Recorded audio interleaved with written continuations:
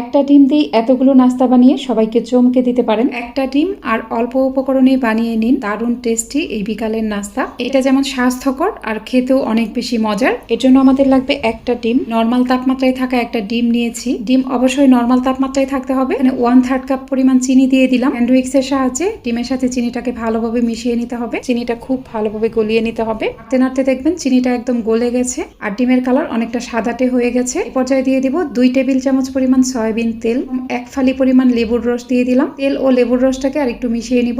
1 cup পরিমাণ আটা, 1 table চামচ দিয়ে দিলাম গুঁড়া দুধ, অল্প একটু লবণ দিয়ে দিলাম, 1 চিমটি পরিমাণ বেকিং পাউডার দিয়ে দিলাম। এই শুকনো উপাদানগুলোকে চেলে নিতে হবে। ব্যাটারের সাথে ময়দাটাকে ভালোভাবে মিশিয়ে নিতে হবে। হাতে কিছুটা তেল মেখে মিশ্রণটাকে আলতো হাতে একটু ভালোভাবে মিশিয়ে নিব। এই পর্যায়ে এটা অনেক স্টিকি মনে হচ্ছে, একটু রেস্টে রাখবো, তাহলে অনেকটা সেট হয়ে যাবে। এটা ভাজার জন্য প্যানে কিছুটা তেল নিয়েছি। এই ব্যাটারটাকে আর একটু দেখিয়ে দিচ্ছি। দেখুন এটা কিন্তু অনেকটাই সেট হয়ে গেছে। হাতে কিছুটা তেল মেখে নিজের পছন্দ মতো করে শেপ দিব। তেলটা কুসুম গরম থাকতে হবে। তেলটা কিন্তু বেশি গরম থাকা যাবে না। তার শেপগুলোকে আস্তে আস্তে তেলের মাঝে দিয়ে দিলাম। অবশ্যই চুলার কম আছে এগুলো ভাজতে হবে। চুলার আঁচ বাড়িয়ে দিলে এগুলোর উপরে কালার চলে আসবে, ভেতরে পারফেক্ট ভাবে হবে না। আস্তে আস্তে দেখবেন এখানে একটা কালার চলে আসবে। তারপর এগুলো উল্টে দিবেন। বেশ কিছু সময় নিয়ে ভেজে নেওয়ার পর দেখুন এখানে খুব সুন্দর একটা কালার চলে এসেছে। দুই পাশেই যখন এরকম অনেকটা সোনালী কালার চলে আসবে সে পর্যায়ে উঠিয়ে নিব।